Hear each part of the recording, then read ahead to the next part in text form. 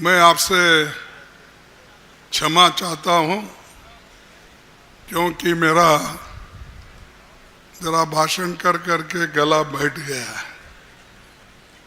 आवाज़ में थोड़ी खरखरास आती है।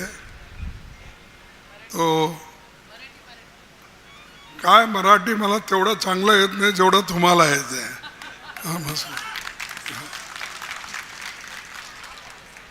स्टेज पे पधारे हुए Mohan Prakash ji, general secretary, Balwant Wankhede, member of parliament, Yashomati Thakur, Tiwsa, Babul Deshmukh, Achalpur, Sunil Kharote, Wadnera, doctor Hemant Chimote, Melghat, Girish Karade, Warud, Morshi, गठबंधन दल के सभी साथी और इस मंच पर बैठे हुए मेरे पूरे महाविकास आघाड़ी के नेताओं और यहाँ पर जमा हुए मेरे भाइयों बहनों, माताएं, मेरे युवा मित्र जितने भी हैं और किसान भाई और मीडिया के मेरे दोस्तों, मैं ज़्यादा आपका समय नहीं लूँगा। अभी आपके सामने यशोमती ठाकुर जो हमारे 2 टर्म से यहाँ एमएलए हैं, 3 टर्म से, और ये 4था टर्म फिर भारी बहुमत से वो चुन के आएगी आपके आशीर्वाद से।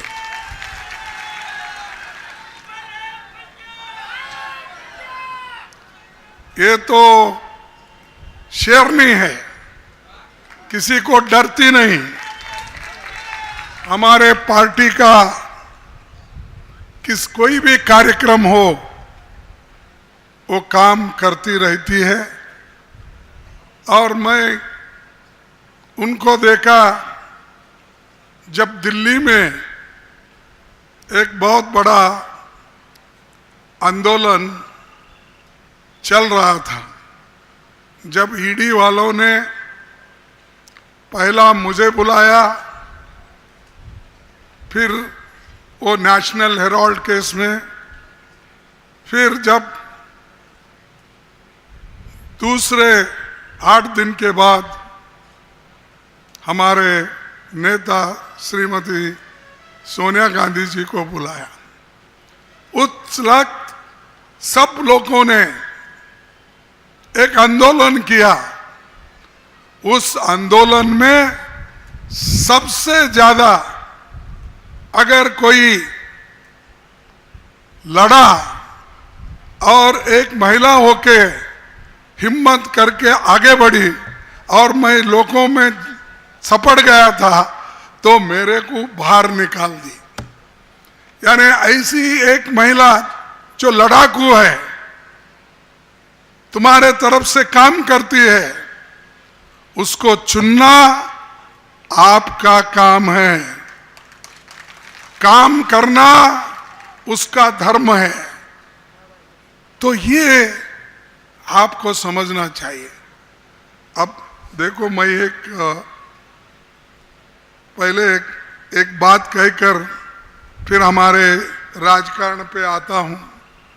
वो है, मुझे हमारी बहन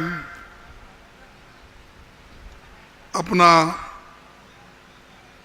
एमएलए यहाँ के कैंडिडेट यशोमती ठाकुर जी वहाँ तुकड़ोर जी महाराज के पास लेके गए थे, समाधि के पास। उन्होंने मुझे बहुत कुछ बताया और वहाँ के जो महाराज है राष्ट्र संत श्री तुकडो जी महाराज जी, जिनको मैं नमन करता हूं, उनके बारे में वो महाराज बता रहे थे। और उनकी जो कविता है, लोगों का समझाने का जो मार्ग उन्होंने ढूंढा है, वो मेरे को एक कागज मिला। उसमें यह है कि सत्तेसाठी हपावावे, वाटेल तैसे पाप करावे, जनशक्तीशी पायी तुडवावे, ऐसे चाले स्वार्थासाठी। सत्तेसाठी हपावावे, वाटेल तैसे पाप करावे, जनशक्ती पायी तुडवावे, ऐसे चाले स्वार्थासाठी। दुर्जन होतील सिरजोर, दुर्जन होतील सिरजोर, आपल्या मताचा मिळता आधार, सर्व गावास करतील जर्जर, न देता सत्पात्री मतदान, मत हे दुधारी तलवार है, उपयोग न केला बरोबर तर आपल्याच उलटतो वार आपल्यावरी शेवटी। तुम्ही जर तुमचे मत ठीक प्रमाणे उपयोग नाही केला, जसं तलवार दुधोरी असतोय आणि कधी तुम्हालाच लागतोय, तसं इलेक्शन मध्ये तुम्ही नेहमी कॅन्डिडेट बघून मत द्याव। आज यशोमती ठाकूर जे 3 वेळा निवडून येऊन तुमचं काम करत होती आणि करत आहे, पुढेही करत राहील। त्यासाठी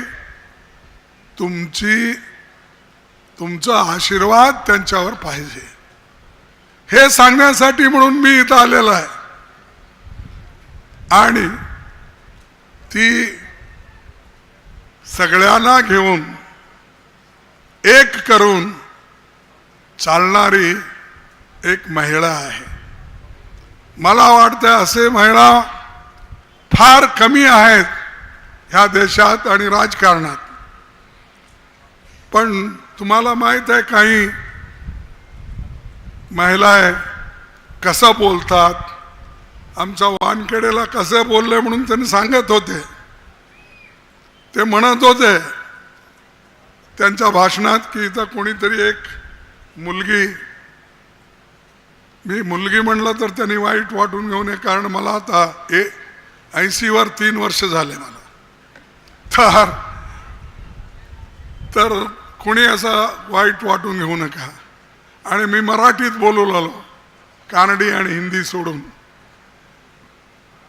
तर असं बायानं, असे बाई बोलतात, अहो तुम्ही मर्यादेनं वागा। तो एक वानखेडे हे काँग्रेसचा शिष्य आहे, बाबासाहेब आंबेडकरचा शिष्य आहे, संत तुकडो महाराजजीचा विचारधारेवर चालणारा माणूस आहे। अशा माणसाला तुम्ही जर चपरासी आहे, काय नौकरदार, ते काय चौकीदार काय म्हणले मला माहित नाही, पण ते सांगत होते ते ऐकत होतो मी। तो चपरासी आहे, जनतेचा चपरासी आहे, वो तुमचा नाही। तो चपरासी आहे, डॉक्टर बाबासाहेब आंबेडकरचा चपरासी आहे। तो चपरासी आहे, संत तुकडोजी महाराजचा चपरासी आहे। तुम्ही म्हणा किती म्हणता, चपरासी म्हणता, नाकेदार म्हणता, ठोकेदार म्हणता, म्हणा। जो माणूस आपण दुसऱ्याला जेव्हा बोलतो त्याला टीका करतो, एक बोट तुम्ही दाखवलं तर 3 बोट तुम्हाला तुमच्याकडे येतात. त्यासाठी कोणी ऐसा वाईट शब्द बोलू नये. तुम्ही विचारावर बोला, तुमच्या आयडियोलॉजीवर बोला, तुमच्या कामावर बोला, किंवा तुमचे नाते ज्या पार्टीशी आहे त्या पार्टीच्या तत्वावर बोला. ते सोडून वाकडं तिकडं बोलायचं आणि जेलमध्ये जायचं, असं झालंय अनेककडे. आणि मला इथं सांगितले कोणी की आपले यूपीचे चीफ मिनिस्टर आले होते. आहे तेही नाथपंथ घेऊन, त्याचे विचार घेऊन ते फिरतात. योगी हे नाथपंथाचे आहे. पण भाषा कशी आहे त्याची? अरे इथं अमरावतीमध्ये सर्व जग एक व्हावं, सगळे मनुष्य एक व्हावं, मनुष्य प्राणींना फार आपले करुणामयी होऊन बघावं, हे संतांचा संदेश असलं तर हा कुठून आला योगी? हे ड्रेस तरी ते आपलं कावी घातलंय, काय म्हणतात, कावी ड्रेस घातलाय आणि बोलतोय भाषा कसली, कटोंगे बटोंगे तो कटोंगे. आणि ते आता इकडं प्रधानमंत्री सुद्धा म्हणू लागलाय, काय म्हण, एक हो तो सेफ हो. आता एक हो तो सेफ हो मोदी म्हणतात, आणि तो बटोंगे तो कटेंगे तो म्हणतोय. अरे हम तो देखो भाई, कांग्रेस वाले ना बांटने वाले भी नहीं है, काटने वाले भी नहीं. हम तो सब जनता की सुरक्षित करने वाले हैं. आम्ही रक्षक आहोत लोकांचे. हमें बटेंगे कटेंगे ये नहीं हमारे पास. हम जो बढ़ जाना चाहते हैं उनको हम एक करके इस देश को मजबूती के साथ कांग्रेस पार्टी आज तक काम की है. एक होने के लिए, देश को एकता रखने के लिए इंदिरा गांधी जी ने अपनी जान दी. मालूम है ना आपको? इंदिरा गांधी जी ने अपनी जान दी. इस देश में खालिस्तान नहीं होना, उसके लिए लड़े, लेकिन आखिरी में उन्होंने खुद को आहुति देना पड़ा. राजीव गांधी एकता के लिए लड़े, तमिलनाडु में उनको मारा गया, उनके शरीर के टुकड़े टुकड़े कर दिए. अरे ये राष्ट्र की एकता के लिए लड़ने वाली कौम है, और लड़ने वाली पार्टी है, और लड़ने वाले लोग हैं. और तुम ना लड़े भी है, ना कभी देश के हित में मरे भी है. कौन सा आरएसएस, बीजेपी और योगी के लोग देश के एकता के लिए अपनी कुर्बानी दिए? मेरे को एक नाम बताओ. मोदी जी इसका जवाब दो. तुम नागपुर में हो, विदर्भा में हो, जवाब दो उसका.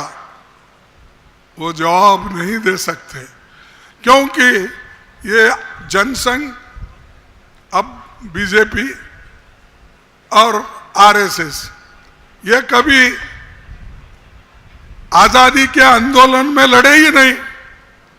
तो कहां से ये लोग, क्या हिम्मत है इनके पास बोलने के लिए? मैं खासकर नौजवानों से अपील करता हूं, आप भारत का इतिहास देखो.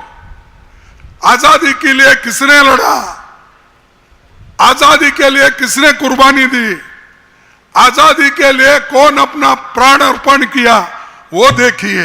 नहीं कि मोदी जी आने के बाद, भाइयों और बहनों, मेरे दोस्तों, बोल के नौजवानों को जो गुमराह करते हैं उसमें मत फंसो। फंसेंगे तो खिसकेंगे। मैं ये बोल रहा हूं। और नौजवानों को तो उन्होंने इतना धोखा दिया।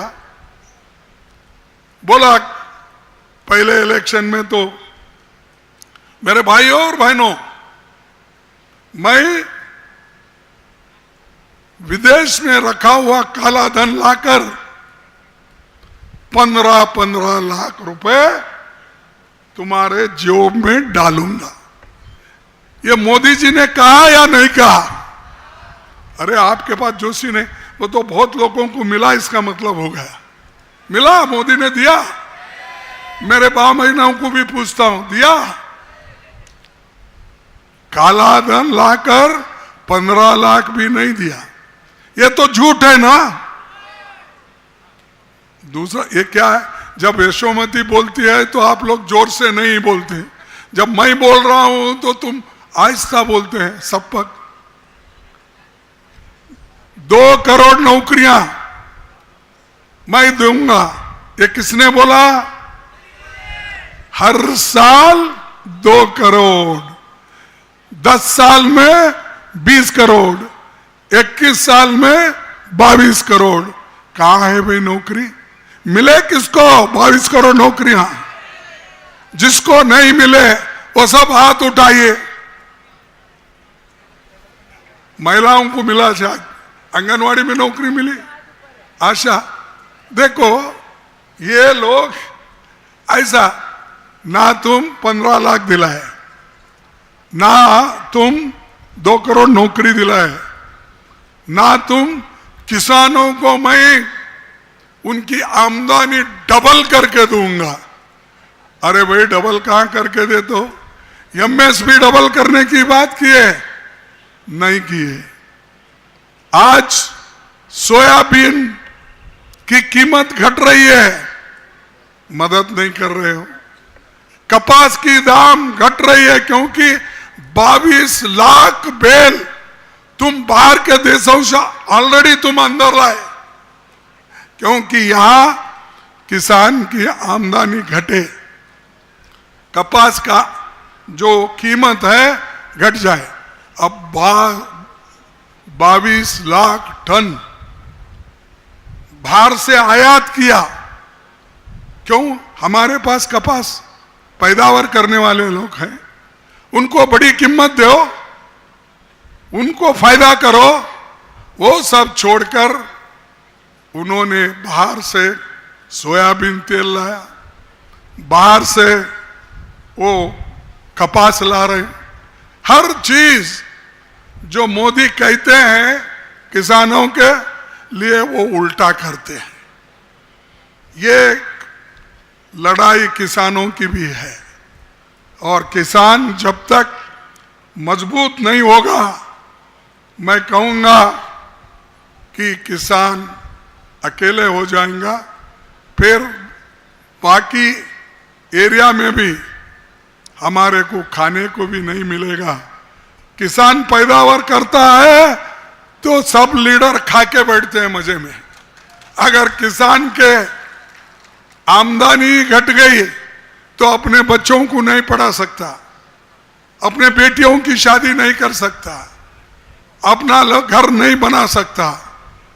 ये हालात आज विदर्भा में मैं देख रहा हूं, सुन रहा हूं, लेकिन मोदी जी के मुंह से ये कभी नहीं निकलता कि मैं ये करूंगा। नहीं तो पहले इतना बोलते थे। कांग्रेस ने क्या किया, 70 साल में क्या किया? क्या किया?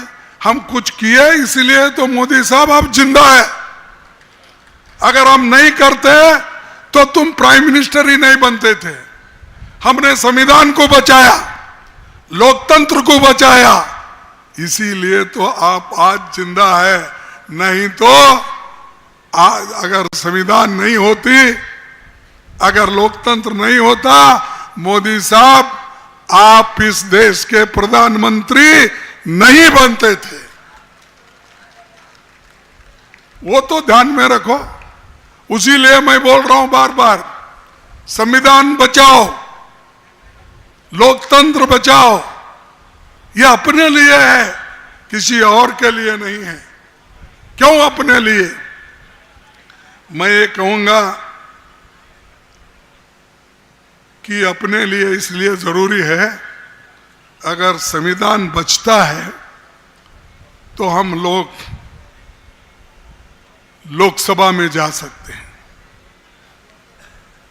स्टेट में गवर्नमेंट बना सकते हैं, एमएलए बना सकते हैं, जिला पंचायत अध्यक्ष बना सकते हैं, जिला पंचायत मेंबर बन सकते हैं, मेयर बन सकते हैं, काउंसलर बन सकते हैं।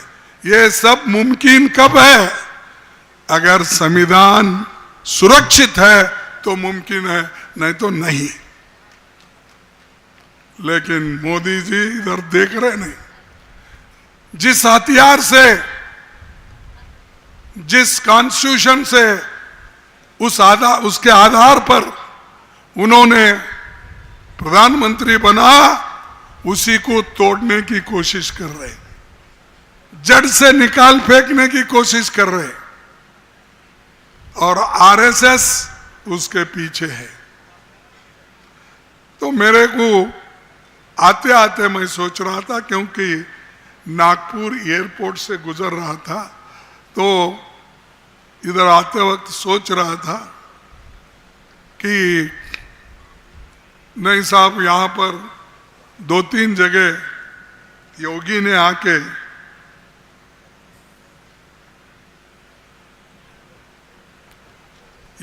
आके कुछ बात किए, और खासकर वो बटेंगे तो कटेंगे, ये बात उन्होंने कही। तो मैं भी पढ़ा था। मैं आपके एक नोटिस को लाना चाहता हूं। बटेंगे तो कटेंगे, ये जो थ्योरी बोल रहे हैं, ये खुद लोगों को बांटते हैं और काटते हैं। कैसा ऐसा पूछेंगे आप? अरे सबसे पहले जो बाबा साहब अंबेडकर का संविधान बनने से पहले तुम मनुस्मृति पे चलते थे, मनुस्मृति को आधार रख के अपने धर्म का नाम लेकर प्रचार करते थे, जिसमें चतुर्वर्ण का ब्राह्मण, क्षत्रिय, वैश्य और शूद्र, और 5वां भी बीच में कर दिए, वो अति शूद्र। ये बांटने वाले कौन? आप ही लोग, ऊपर के लोग बांटे लोगों को, ब्राह्मण, क्षत्रिय, वैश्य, शूद्र, अति शूद्र। हम बांटे? हमने तो नहीं बांटा, आप बांटे। क्योंकि इस देश में गरीब, पिछड़ा, छोटा, ऐसे लोग जो है, जिसके पास संपत्ति नहीं है, उसको और गरीब बनाने का काम अगर किसने किया, वो बीजेपी ने किया। इसीलिए मैं ये कहता हूं, ये योगी ऐसा है, मुख में राम बगल में छुरी। उसका वो मैं कई बार पार्लियामेंट में कहा हूं, अरे भाई तुम कुर्ता गिरता ये डाल लेके आते, लेकिन पॉलिटिक्स में क्यों आते हैं? जैसा कि अनेक संत, अब संत यहां तुकडोजी महाराज, गाडगे महाराज, संत तुकाराम, संत नामदेव महाराज, कितने ऐसे लोग हो गए, पॉलिटिक्स से कोई वास्ता नहीं, मनुष्य उनका वास्ता था।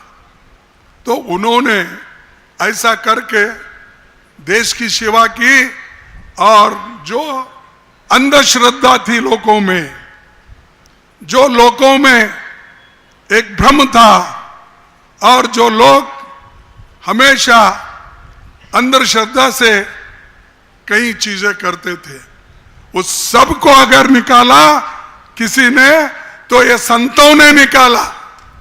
और इन्होंने संतों के जैसा ढोंग करके कपड़े डाल के आके यहाँ टुकड़ो जी महाराज के धर्मशाला में घुस के बटोंगे कटोंगे। यहाँ तेरी क्या जरूरत है भाई? यहाँ तो सबको एक बनने वाला महान पुरुष संत टुकड़ो जी महाराज बैठे हैं एक करने के लिए, तुम आ रहे हो तोड़ने के लिए। तो इसीलिए मैं आपसे निवेदन करूंगा कि ये जो यहाँ का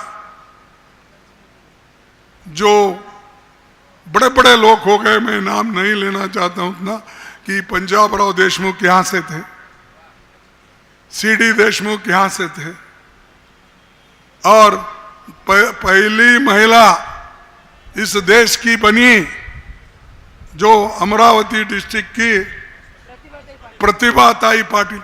सब पूरा पहला सब तुमको मिला। अब ये महिला भी जो है इसको सबको सबसे ज्यादा वोट देकर आप जिताना चाहिए, और जिताकर इनको अगर असेंबली में भेजेंगे तो असेंबली को गर्जा के रखेंगे अपनी आवाज से, अपने विचार से, और अपने सारे जो भी कार्यक्रम हैं उससे वो करेंगे। और ये सब भूमि महान समाज सुधारक और अच्छे लोगों की भूमि पे, यहाँ बाबा साहब अंबेडकर फिरे हैं, यहाँ बहुत से लोग नेता आए हैं। तो इसको ये बांटने वालों को, काटने वालों को यहाँ मत रखो। उनको बोलो बाबा हमारे को जगह नहीं है, तुम जाओ वहाँ यूपी में जाओ, लखनऊ में जाओ, वाराणसी में जाओ, अयोध्या में जाओ, जाके वहाँ पूजा करते बैठो, राजकारण में तुम्हारा काम नहीं है, उनको बोलिए। और वैसा ही अब अमीर अमीर बन रहा है, गरीब गरीब बन रहा है। 60% लोग नहीं, 5% लोग इस देश की 62% संपत्ति उनके पास है, और सिर्फ 3% संपत्ति 50% गरीब जनता के पास है। तो मोदी जी तो अमीरों को सपोर्ट करते हैं, उन्हीं को बोलते हैं। गरीबों के लिए आपने क्या किया? जो संविधान में है उसको कहां तक तुमने अनुष्ठान में लाया? इसीलिए ये कुछ नहीं, काम तो करने का नहीं।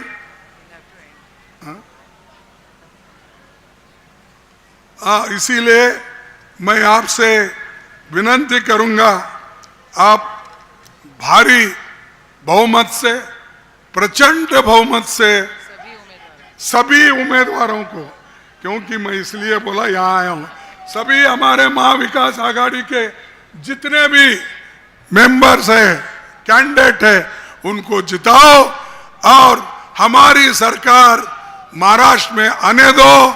और हम जो आपको वायदे किए 5 वायदे, ये 5 वायदे पूरे करके दिखाएंगे।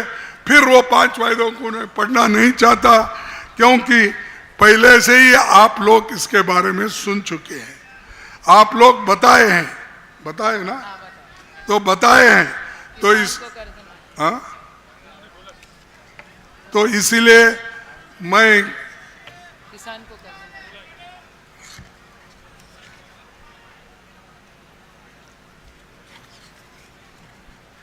तो एक महिलाओं के लिए 3000 उनको देने का, और उसी ढंग से महिलाओं को फ्री बस में फिरने का, और उसी ढंग से अपना युवाओं को जब तक उनको रोजगार नहीं मिलेगा उनको भी 4,000 रुपए स्टाइपेंड देने का और किसानों को 3 लाख रुपए तक उनका कर्ज माफ करने का और आखिरी में अपने जितने भी साथियां लोग हैं उन सबको इसी सिद्धांत के ऊपर हम आपको मदद करेंगे और सारे जो हमारे एनसीपी के शरद पवार के गठ से हैं, कौन है उद्धव साहब के, वो निकल गए सर, वो निकल गए, उद्धव साहब के हैं। हाँ सॉरी, उद्धव साहब के और कांग्रेस के और सभी लोगों को एक होकर वोट दो। अगर ये तो एमएलए इलेक्शन है, संविधान का क्यों बोल रहे, ये बोल रहे, ऐसा नहीं।